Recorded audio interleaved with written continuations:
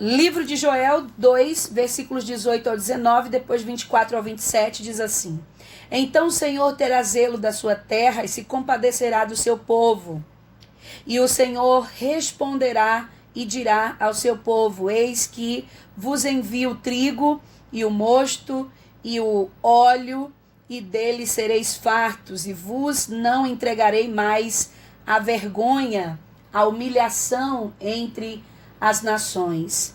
E as eiras se encherão de trigo, e os lagares transbordarão de mosto e de óleo, e restituir-vos-ei os anos que foram consumidos pelo gafanhoto, e a locusta, e o pulgão, e a oruga, o meu grande exército que enviei contra vós.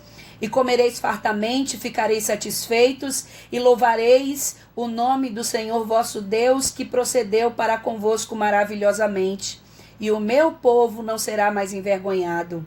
E vós sabereis que eu estou no meio de Israel, e que eu sou o Senhor vosso Deus, e ninguém mais. E o meu povo não será envergonhado para sempre. Que texto fantástico, maravilhoso. Eu estive meditando neste livro de Joel esses dias, e na mensagem principal de Joel neste texto, e pude ouvir Deus falando comigo de maneira especial, né? Esse nome Joel era um dos profetas menores. Esse nome significa o Senhor é Deus. O Senhor é Deus. Joel foi levantado num tempo, não existe uma exatidão em relação ao período que Joel foi levantado, mas quando nós lemos todo o livro de Joel, que tem apenas 3 capítulos, eu recomendo muito você a ler, porque é uma mensagem muito forte. Joel foi levantado, os estudiosos se dividem em relação a que período ele foi levantado por Deus para anunciar esta mensagem. Alguns acreditam que Joel foi levantado logo após o povo ter voltado do cativeiro, né? Uma profecia pós-exílica. Outros acreditam que Joel foi levantado no período em que o rei Joás foi levantado com apenas 7 anos de idade, e por um determinado período Joás ficou sob a tutela, os cuidados do sacerdote Joiada, e durante esse período era como se praticamente Israel ficasse sem rei, porque Joás era um menino, né? Joás era um menino, tinha apenas 7 anos de idade quando foi escondido. Aliás, ele não foi levantado como rei nessa idade. Ele ficou escondido. Não, perdão. Quando menino, ele foi escondido no templo, porque a sua avó, que era mãe de Jezabel, queria lhe matar para assumir o reinado. Então o menino ficou escondido durante 7 anos. E quando ele fez 7 anos, foi que ele foi consagrado a rei. E mais ou menos esse período, enquanto ele alcançava a maioridade, Israel ficou mais ou menos que sem rei, né? Então, é exatamente nesse período que acreditam alguns estudiosos que Joel foi levantado. Então, por que Joel foi levantado? Você percebe que no livro de Joel ele não faz nenhuma menção a nenhum rei. Isso dá mais base para a gente acreditar que ou realmente essa mensagem foi enviada no período em que Joás ainda estava alcançando a maioridade, o povo não tinha rei, ou quando eles voltaram do cativeiro, que eles também passaram um período sem rei. E por que essa mensagem foi enviada através de Joel? Porque o povo havia se esquecido do Senhor, porque o povo havia se afastado de todas as ordenanças e as orientações que Deus lhes deu através de Moisés, né? O povo havia se afastado do culto, havia se afastado da comunhão, estavam corrompidos em adoração a outros deuses, a deuses das outras nações. Ou seja, o povo havia se esquecido do Senhor, havia se afastado da comunhão com o Senhor. Então esse livro de Joel, quando o Senhor levanta Joel, era para trazer uma mensagem inicialmente para que o povo se voltasse, para que o povo voltasse ao primeiro amor, para que eles voltassem às primeiras práticas, para que eles se lembrassem da palavra do Senhor, das ordenanças que havia lhes dado. E Joel, no capítulo 1, Deus usando Joel, vai dizer para o povo: olha, fui eu que trouxe para vocês essa terrível desgraça que vocês estão vivendo hoje. O que estava acontecendo quando Joel foi levantado? O povo estava passando fome. O povo estava enfrentando a seca. O texto vai dizer que a vide não dava os seus frutos, a figueira não dava os seus frutos, não chovia na terra, os campos estavam com a sua grama ressecada, estava uma desolação total. Inclusive, o Senhor vai dizer que levantou um grande exército contra o seu povo. E que exército era esse? Um exército de gafanhoto. Quando nós lemos aqui os versículos 24 em diante, que o Senhor vai falar sobre gafanhotos, quando fala sobre a locusta, o pulgão, oruga, ou seja, diversos tipos de gafanhoto. Numa versão mais atualizada vai dizer o gafanhoto cortador, o destruidor, e assim vai. Eram diversos tipos de gafanhoto, ou seja, o Senhor fala que levantou um grande exército contra o seu povo. Por quê, irmã Jaqueline? Porque eles haviam se esquecido do seu Deus. Porque eles haviam esquecido de tudo que o Senhor havia feito na vida deles. Porque eles haviam abandonado a adoração ao único Deus e verdadeiro Deus. Porque eles haviam quebrado a aliança, eles haviam se afastado da comunhão. Eu disse ontem lá na igreja e vou compartilhar aqui com você. Muitas vezes nós estamos passando por situações difíceis, parece que na vida da gente se instalou um gafanhoto. A nossa vida entra numa sequidão extrema, não é? Parece que tudo que a gente faz não dá certo. E quando o Senhor faz menção aqui ao gafanhoto, é que o gafanhoto, quando ele vem em multidão, numerosamente, ele parece realmente um grande exército. E foi isso que Deus enviou para Judá, para Jerusalém. Tudo que eles plantavam, o gafanhoto comia. Todos os frutos que se dava, o gafanhoto comia. Ou seja, nada sobrava, nada ficava, porque o gafanhoto destruía tudo. Tem hora que na vida da gente parece que se instalou um exército de gafanhotos. Porque tudo que a gente faz não dá certo. Às vezes é um carro que você acabou de comprar ou você acabou de consertar, quando você mal olha, o carro quebra de novo. Às vezes é em casa, parece que se instala de vez em quando uma quebradeira terrível e de repente queima a máquina, de repente dá problema na geladeira, de repente quebra isso, desarruma aquilo e você fica: Deus, o que está acontecendo? De onde é que eu vou tirar dinheiro para resolver isso? Às vezes é na família, se instala uma destruição total e é o casamento que começa a desandar. São os filhos que começam a andar por caminhos difíceis. É a enfermidade que quando parece que não vai piorar e piora e chega também a enfermidade. Daqui a pouco é o desemprego.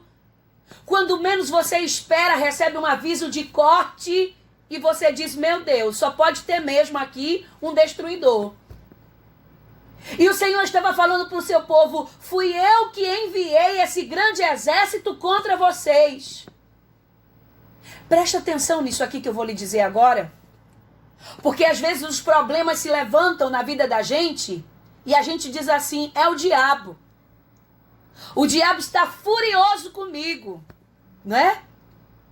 Agora deixa que o diabo não está furioso, porque você não está dentro da vontade de Deus. Não está mais caminhando, não está mais adorando, não está mais orando como você orava, não está mais meditando na palavra como você meditava, não está mais fazendo a obra de Deus. Meu irmão, entenda, o diabo está preocupado com quem tem comunhão com Deus. Se tem uma coisa que o diabo tem medo é da sua intimidade com Deus, mas de pessoas que já se entregaram, que já se acomodaram, que estão fora da presença de Deus, olha, o diabo não está nem aí. Ele está dizendo assim, esse daí eu já consegui parar. Esse daí eu já consegui vencer. Esse daí eu já consegui colocar ele na zona do acomodamento, na dormência espiritual. Já consegui fazer ele dormir. O diabo não está preocupado com quem está dormindo o sono da indolência. Ele não está preocupado com quem está fora da comunhão, porque ele já conseguiu o seu objetivo.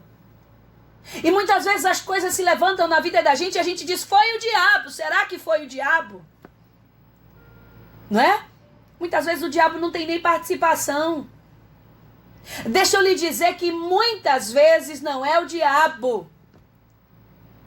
Tem situações, aqui em Joel é o exemplo clássico disso. Tem situações que Deus permite na vida da gente, que é para nos fazer voltar ao primeiro amor. Que é para nos fazer voltar ao centro da vontade de Deus, que é para nos fazer voltar à nossa primeira fé. Você sabe que novo convertido é animado, e assim que ele se converte, ele quer estar na igreja todo dia, ele ora, ele canta, ele gosta de ler a palavra, ele fica muito fervoroso e parece que o tempo vai passando e como cristãos nós vamos dormindo, vamos desacelerando, vamos perdendo o ânimo e a alegria em servir ao Senhor. Aí Deus cria situações para quê? Para te trazer de volta as primeiras práticas. Deus cria situações para que você possa voltar a orar, voltar a meditar na palavra, voltar a assumir a posição que Deus confiou a você, atender ao chamado dele na sua vida. Tem hora que Deus envia, não é o diabo. Tem hora que é Deus que envia um grande exército de gafanhotos para que as coisas comecem a se desarranjar na nossa vida. Aí começa o problema no casamento, começa o problema na saúde, começa o problema no emprego, não é? começa muitas coisas a sair do nosso ponto, do nosso equilíbrio, do nosso controle.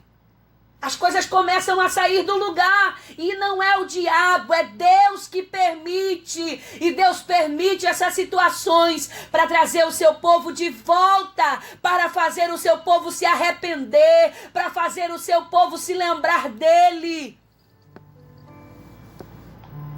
Você já percebeu que muitas pessoas só vêm para Jesus na dor? Você já percebeu que tem muita gente que quando está na bonança se esquece da igreja, se esquece do culto, mas quando Jesus aperta o parafuso, no instante ele chega. Aleluia! Quando está na bênção, não gosta do culto de oração, não gosta do culto de doutrina. O culto de domingo está ficando chato, não é? Está ficando repetitivo, monótono, não tem graça. Mas quando está na prova, quando Deus faz secar a terra, não manda chuva de jeito nenhum, tem gente que se lembra do culto. Vai até para a consagração que não ia antes. Vai até para o culto de oração que não ia antes. Vai até para a vigília que não ia antes. No instante o que, entre aspas, era amargo fica doce. Não é?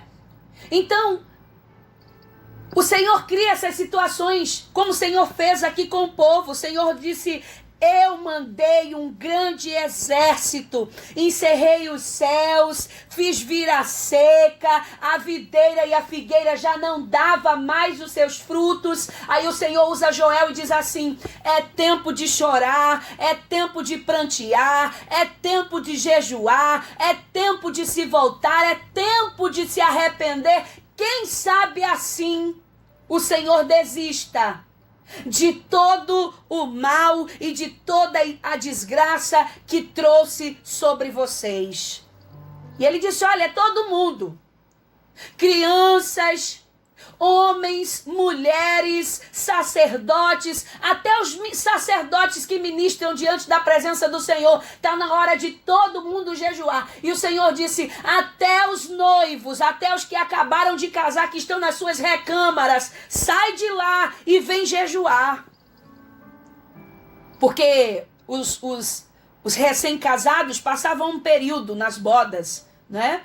Em que eles não saíam, não iam para o culto, não se comunicavam com ninguém, com amigos, com a família. Ficavam lá como se fosse as núpcias, né? A lua de mel. Então o Senhor disse, até quem que acabou de casar, não tem esse negócio não. Até quem acabou de casar, o Senhor estava conclamando o povo para um jejum coletivo, para um quebrantamento coletivo, para um arrependimento coletivo, para um quebrantamento coletivo, para uma oração coletiva. O Senhor estava chamando o povo ao arrependimento. O Senhor estava dizendo, não é tempo de festejar, não é tempo de sorrir, é tempo de se humilhar, é tempo de descer, é tempo de buscar a minha presença, é tempo de se arrepender.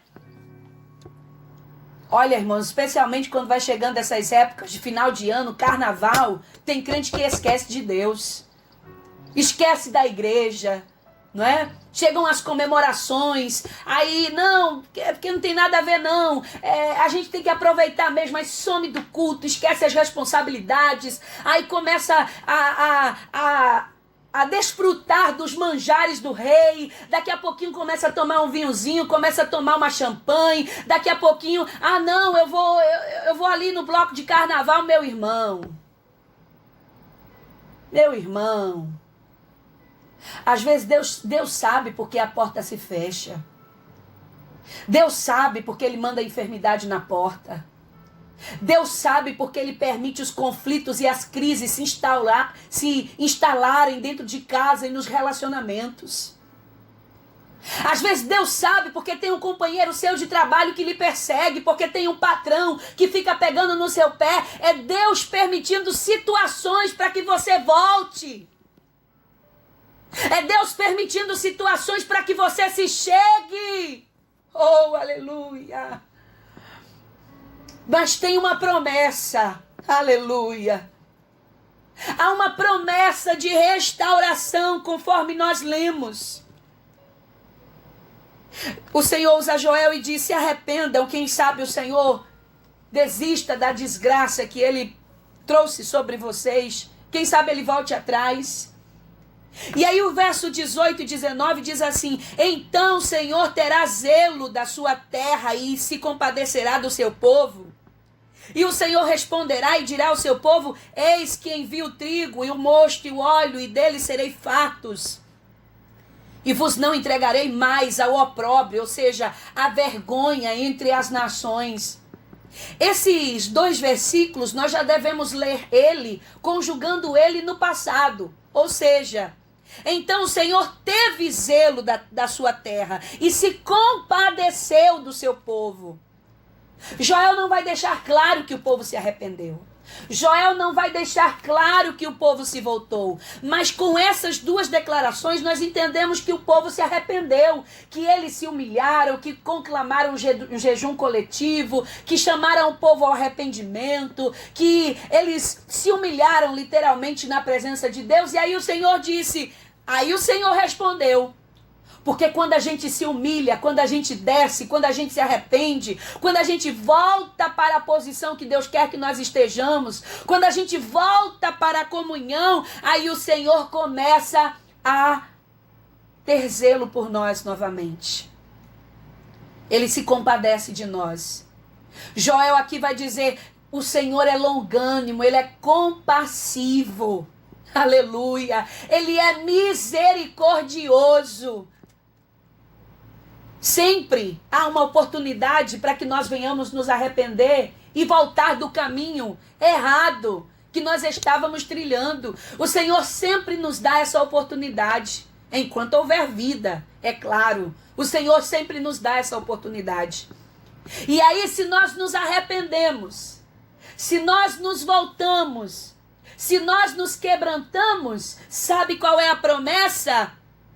Eis que eu vos envio trigo, mosto, óleo, e sereis fartos, e não vos entregarei mais a vergonha.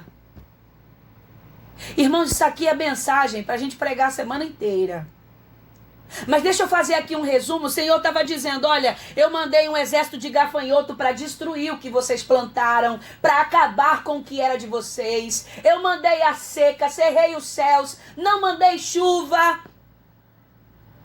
Mas se vocês se arrependem, eu vou mandar de volta para vocês tudo que vocês perderam. Se você ler os versículos seguintes, o Senhor vai dizer, restituirei para vocês o que o gafanhoto levou, o que o gafanhoto destruiu. Você quer ter de volta aquilo que você tinha? Você quer resgatar tudo aquilo que você perdeu? É simples. É, irmã, simples é. É só se humilhar na presença de Deus. Na presença dos homens não, mas na presença de Deus a gente chora, a gente rasga as nossas vestes, claro, não literalmente falando, de forma figurada, a gente rasga o coração, a gente chora, a gente pranteia, a gente pede perdão, a gente jejum, na presença de Deus, nós não podemos, nós devemos, não só podemos como devemos fazer isso. E quando a gente se humilha, se cumpre o que está lá no livro das crônicas. Se o meu povo que se chama pelo meu nome se humilhar e orar e buscar a minha face, se converter dos seus maus caminhos, então eu ouvirei dos céus, perdoarei os seus pecados, sararei a sua terra. Muitas vezes a gente não... Você pode estar dizendo, irmã, mas eu não estou em pecado. Muitas vezes a gente não está em pecado. Mas a gente só não está sendo aquilo que Deus gostaria que nós fôssemos. Muitas vezes a gente não está em pecado, mas estamos dormindo espiritualmente. Em relação à nossa vida com Deus, nós estamos estacionados, paralisados. E Deus não nos chamou para estarmos estacionados nem paralisados. Deus nos chamou para crescer. Deus nos chamou para dar frutos. Deus nos chamou para contribuir com o reino. Você pode até não estar em pecado, mas muitas vezes não está orando como deveria, não está meditando na palavra como deveria, não está se comprometendo com Deus, com a sua igreja como deveria. E o Senhor conta com você para uma grande obra. O Senhor conta com você para representar o nome dele aqui nessa terra, como contava com Israel. Aí olha as promessas que o Senhor faz. Eu vou mandar para vocês o trigo. Na Bíblia, o trigo tem alguns significados, algumas simbologias. Um deles é o pão, ou seja, a fartura. O Senhor não havia mandado seca? Não havia mandado os gafanhotos para destruir tudo? Então o povo estava passando fome. O povo estava em escassez, mas o Senhor disse, se vocês se arrependerem, eu vou mandar para vocês o trigo, ou seja, vai ter fartura.